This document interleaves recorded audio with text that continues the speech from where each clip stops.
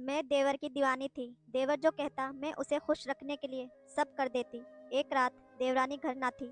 मैं उसके कपड़े पहनकर देवर के पास सो गई, लेकिन देवर ने तो मेरी मेरी शादी बड़ी मुश्किल से हुई थी, क्योंकि मुझे किसी खूबसूरत लड़के से शादी करनी थी। क्योंकि मैं खुद भी बड़ी खूबसूरत थी, मगर मैं बहुत गरीब थी।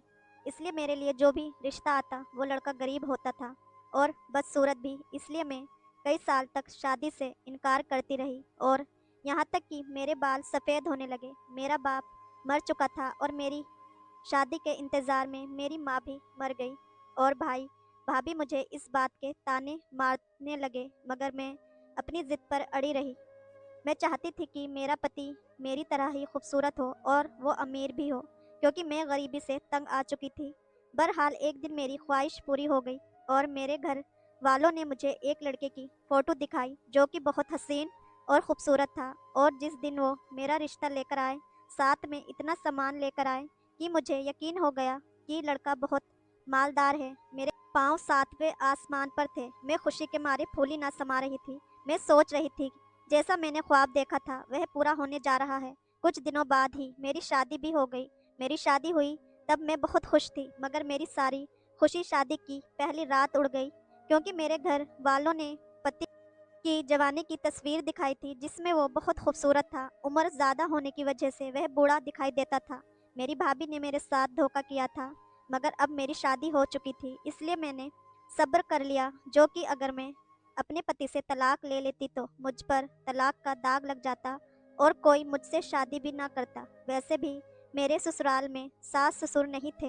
मेरा पति और इसका एक छोटा भाई था। हमारी छोटी सी फैमिली थी और मैं यहाँ राज करने वाली थी। मेरे देवर की शादी होने तक ससुराल में भी हुक्म चलाती, यहाँ तक कि मेरे देवर एक दिन अपने भाई से कहा कि अब मैं शादी करना चाहता हूँ। ये सुनकर मैं खुश हो गई कि रोज़ इसके लिए लड़कियाँ देखने जाऊंगी, मगर इसने तो हमारे सामने ही कह दिया कि वो लड़की देख चुका था और वो रिश्ता ले जाना चाहता था। हमने फौरन जाकर रिश्ता तय कर लिया और मेरे देवर की भी शादी हो गई। देवर की बीवी आते ही अपने कमरे में चली गई, क्योंकि वो इस दिन बहुत थक चुकी थी। शाम हुई तो मैं अपने कमरे से निकली तो मैंने अपने देवर के कमरे में झांक कर देखा कि वो लोग इस वक्त क्या कर रहे थे। मैंने सोचा कि उनसे पूछ लूं कि वह खाना खाएंगे या नहीं, लेकिन ये देखकर मैं हैरत में पड़ गई थी कि मेरे देवर की बीवी ने अपने पति के कपड़े पहन रखे थे। ये देखकर मैं कांप कर रह गई थी, क्योंकि वो लड़की मुझे शुरू से ही बहुत अलग अलग लग रही थी। मैं खाना खाने जा रही थी, मगर ये देखकर मैं वहीं रुक गई, क्योंकि मुझे समझ नहीं आ रही थी कि मेरे देवर की बीवी ऐसा क्यों कर रही थी। इसी वक्त मेरी नज़र अपने देवर पर पड़ी, जो कि अपनी बीवी के कपड़े पहने हुए था। अब इसको क्या हो गया है, ये देखकर बहुत ज़्यादा चकरा गई थी। वो दोनों आपस में कुछ बोल रहे थे, मगर मुझे उनकी बातें सुनाई दे नहीं रही थी, मगर मैं उन्हें देख रही थी, और दोनों पति पत्नी का हुलिया देखकर मैं हैरान हो रही थी। इसी वक्त मेरी देवर की बीवी अपने पति के कपड़े पहनकर घर से बाहर चली गई, जबकि मेरा देवर बीवी के कपड़े पहनकर सो गया। ये देखकर मैं हैरान परेशान अपने कमरे में आ गई और सोचने लगी कि ये सब अपने पति को बताऊं या फिर नहीं। लेकिन मैंने इस रात को अपने पति को ये बात नहीं बताई, और सुबह हुई तो मेरे देवर की बीवी वापस घर आ गई और सबसे छुपकर अपने कमरे में चली गई। मगर मैंने इसे किचन की खिड़की से देख लिया था, मगर मैं खामोश रही। नाश्ता बन गया तो वो दोनों पति पत्नी किचन में आ गए। मैंने देखा कि मेरे देवर ने नीले रंग का सूट पहना हुआ था और उसकी बीवी ने भी नीले रंग की साड़ी पहनी हुई थी। दोनों रास्ते के दौरान बहुत हंस रहे थे, और मैं सोच रही थी कि रात को उन दोनों को क्या हो गया था। अगले दिन भी ऐसा ही हुआ। मैं फिर अपने कमरे से निकल आई, देवर के कमरे की खिड़की से छुपके से अंदर झांकने लगी। मेरे देवर बिस्तर पर सोया हुआ था और उसकी बीवी बाथरूम में थी। बाहर निकली तो मैंने देखा कि उसने अपने पति की पैंट शर्ट पहन रखी थी और उसने अपने लंबे बाल टोपी में छुपा रखे थे। उसने जैकेट पहनी तो बिल्कुल लड़का लग रही थी। उसे देखते ही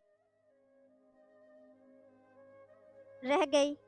कल की तरह उसने अपने पति से कुछ बातें की और फिर अपने कमरे से बाहर निकल आई। मैं जल्दी से छुप गई थी कि वो मुझे ना देख ले। मैंने देखा कि मेरे देवर की बीवी ने दरवाज़ा खोला और घर से बाहर चली गई। 3 रातों तक ऐसे ही होता रहा। मेरा देवर अपनी बीवी के कपड़े पहनकर बिस्तर में सो जाता था, जबकि उसकी बीवी उसके कपड़े पहनकर घर से बाहर निकल जाती थी। मुझे समझ नहीं आ रहा था कि वह ऐसा क्यों कर रही थी। फिर एक रात हमारे घर कुछ लोग आए। मैं अपने कमरे में थी और कुछ देर पहले ही मेरे देवर की बीवी उसके कपड़े पहनकर चली गई थी। वो 3 लोग थे और उनके हाथ में बंदूक भी थी। वो लोग जैसे ही हमारे घर आए, वो सीधा मेरे देवर के कमरे में चले गए और मेरे देवर को अपने साथ ले गए। मेरे देवर को बेहोश करके ले गए थे और मैंने देखा कि मेरे देवर ने अभी भी अपनी बीवी के कपड़े पहने हुए थे। ये देखकर मैं और डर गई थी, क्योंकि उनके हाथों में बंदूक थी। जो भी उनके सामने जाता उनकी गोली के सामने आ जाता। इसलिए मैंने अपने पति को भी नहीं जगाया। इस वक्त सो रहा था, मगर मैंने उसे नहीं बताया कि कुछ लोग तुम्हारे भाई को अगवा करके ले जा रहे थे। इसके बाद मुझे इतना डर लगा कि मैं अपने बिस्तर में घुस गई और मुझे नींद आ गई। सुबह मेरी आंख खुली तो मैंने देखा कि मेरी देवर की बीवी घर आ चुकी थी और वो अपने कमरे में बैठी थी। तुम यहाँ मज़े से बैठी हो और उधर तुम्हारे पति को कुछ लोग अगवा करके ले गए।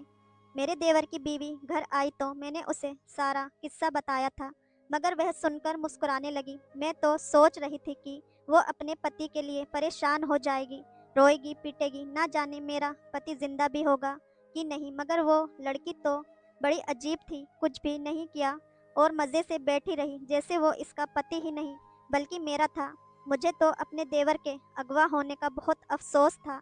मैं तो ये सोच सोच कर परेशान हो रही थी, ना जाने मेरे देवर ने कुछ खाया भी होगा या नहीं, उसकी हालत कैसी होगी।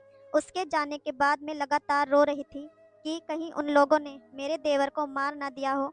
मैं तो ये सोचकर ही काँप रही थी, क्योंकि मुझे तो अपने देवर से बहुत ज़्यादा मोहब्बत थी।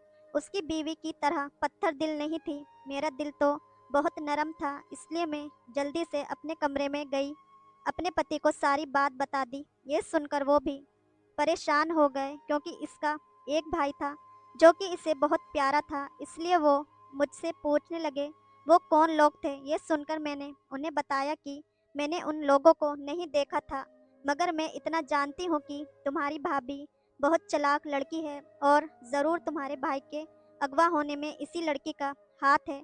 ये सुनकर मेरे पति, मैंने इधर उधर देखा कि मेरे देवर की बीवी हमारी बातें ना सुन ले, मगर वह आसपास नहीं थी। इसलिए मैंने अपने पति को कहा कि मुझे तो तुम्हारी भाभी पर पहले दिन से ही शक है, ये लड़की तुम्हारे भाई को मरवाना चाहती है।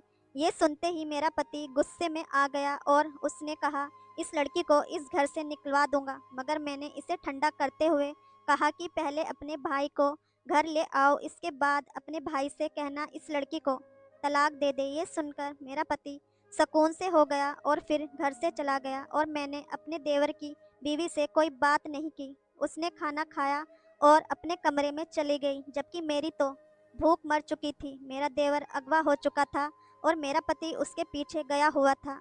पता नहीं आगे क्या होने वाला था। फिर सुबह से शाम हो गई, मगर मेरा पति घर नहीं आया। मैंने इसे कई बार कॉल की, मगर उसने तो मेरी कॉल ही नहीं उठाई। मैं बार बार ये सोचकर गुस्सा करती रही, सब इसकी भाभी ने किया था, मगर अब वह अपने भाई की वजह से मुझ पर गुस्सा निकाल रहा था। इस सब में मेरा क्या कसूर था। मैं तो सोच रही थी कि जैसे ही मेरा पति मेरे देवर को घर ले आएगा, मैं अपने देवर से कहूँगी कि इस चालाक लड़की को भी तलाक देकर घर से निकाल दे, क्योंकि यही असली फसाद की जड़ है। क्योंकि ये खुद तो तुम्हारे कपड़े पहनकर चली जाती थी, मगर तुम्हें घर बैठाकर लोगों से अगवा करा दिया। मगर मैं ये बात अपने देवर से इस वक्त कहती ना जब वह घर आ जाता, मगर अभी तक तो वह घर नहीं आया था। मुझे लग रहा था कि मेरे देवर को मेरी बात पर यकीन आ जाएगा और इसकी असलियत हकीकत जान लेगा। अभी से पता चलेगा कि इसने इस लड़की से शादी करके बहुत बड़ी गलती की थी। फिर शाम से रात हुई तो मेरा पति घर आ गया, उसके साथ मेरा देवर भी था। ये देखकर मैं खुशी से रो पड़ी थी कि मेरा पति अपने भाई को घर वापस ले आया था। अरे तुम कहाँ चले गए थे? मैंने तुम्हें बहुत याद किया था और तुम्हारी बीवी तो तुम्हारे जाने से बहुत खुश हुई थी। मैंने फ़ौरन से अपने देवर को ये बात बता दी कि इसकी बीवी आकर इसे कुछ और ना बता दे। मैं अपने देवर को इसकी बीवी की असली हकीकत बता देना चाहती थी, ताकि दोबारा इसके साथ ऐसा ना हो। लेकिन इस वक्त मेरे देवर की बीवी आ गई और कहने लगी, मैं तो तुम्हारे जाने से परेशान हो गई थी और अपने कमरे में बैठी तुम्हारे आने की रब से दुआ कर रही थी। ये सुनकर हक्का बक्का रह गई। ये लड़की कितनी झूठी थी। पहले पति को अगवा करवा लिया और अब इसके सामने मासूम बन रही थी ताकि वह इसे तलाक देकर घर से ना निकाल दे। ये सुनकर तो मुझे गुस्सा आ गया और मैंने अपने देवर से कहा, तुम्हारी बीवी झूठ बोल रही है, ये सब इसी ने किया था और तुम्हें मरवाना चाहती थी, इसलिए तुम फिर इसकी इसकी बातों में मत आना और इसे तलाक देकर इसे घर से निकाल दो, क्योंकि तुम्हारी बीवी तुम्हारी जान की दुश्मन है और इसने ही तुम्हें अगवा करके रखने का प्लान बनाया था।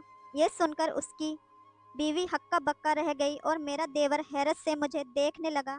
मगर मैंने सोच लिया था कि इस लड़की को अपने घर से आज ही निकलवा दूंगी, इसलिए मैंने अपने देवर को सब सच बता दिया। ये सुनकर मेरा देवर अपनी बीवी को तलाक देने लगा था, मगर इससे पहले ही मेरे पति ने इसे रोक दिया। ये देखकर मैं अपने पति की तरफ देखने लगी कि उसने अपने भाई को क्यों ऐसा करने से रोक दिया था। आज इस लड़की को तलाक मिल जाती तो मुझे सुकून मिल जाता। तुमने अपने भाई को क्यों ऐसा करने से रोक दिया? यही लड़की इस घर की दुश्मन है, इसे अभी इस घर से निकाल देना चाहिए। ये बात सुनकर मेरा पति कहने लगा, मैं सारी हकीकत जान चुका हूँ कि लड़की इस घर की दुश्मन नहीं बल्कि तुम इस घर की दुश्मन हो। ये सुनकर मैं हैरत में आ गई कि मेरा पति क्या कह रहा है। मैं तो घर से अपने पति और देवर से बहुत प्यार करती थी, मैं उनकी दुश्मन कैसे हो सकती हूँ? यही बात मैंने अपने पति के मुंह पर कह दी। ये सब तुम्हें इस लड़की ने बताया? मेरे पूछने पर मेरा पति गुस्से में आ गया और कहने लगा, ये सब मैंने उस वक्त जान लिया था जब मैं अपने भाई को लेने गया था। ये इसकी बीवी ने नहीं किया था बल्कि इसके पीछे तुम्हारा हाथ था। अपने पति की बात सुनकर मैं हक्का बक्का रह गई। इस घर के लिए मैंने क्या कुछ नहीं किया था, मगर ये घर वाले मुझ पर ही इल्ज़ाम लगा रहे थे। मैंने अपने देवर की तरफ देखा और मजलूम सा मुंह बनाकर इससे कहा, ये मैंने नहीं किया, ये मुझ पर इल्ज़ाम लगा रहे हैं। ये कहकर मैं रोने लगी। तभी मेरे पति ने एक वीडियो मेरे सामने चला दी जिसमें वो 3 लोग थाने में खड़े नज़र आ रहे थे और मार खाने के बाद पुलिस को अपना बयान दे रहे थे कि हमने जिस आदमी को इसके घर से अगवा किया था उसकी भाभी ने हमें इस काम के लिए पैसे दिए थे। ये सुनकर मैं बिल्कुल चुप हो गई, जबकि वीडियो देखने के बाद मेरे देवर की बीवी मेरे पति से कहने लगी, क्या आपने तो अपनी बीवी की हकीकत अभी देखी है? मैंने उस दिन से देख ली थी जब भाभी छुपकर हमारे कमरे में झांकती थी, तब मुझे एहसास हुआ कि मेरा घर नहीं बसने देगी। मैंने उन्हें अपने पति से दूर रखने के लिए ये तरीका निकाला कि मैं अपने ही पति के कपड़े पहनकर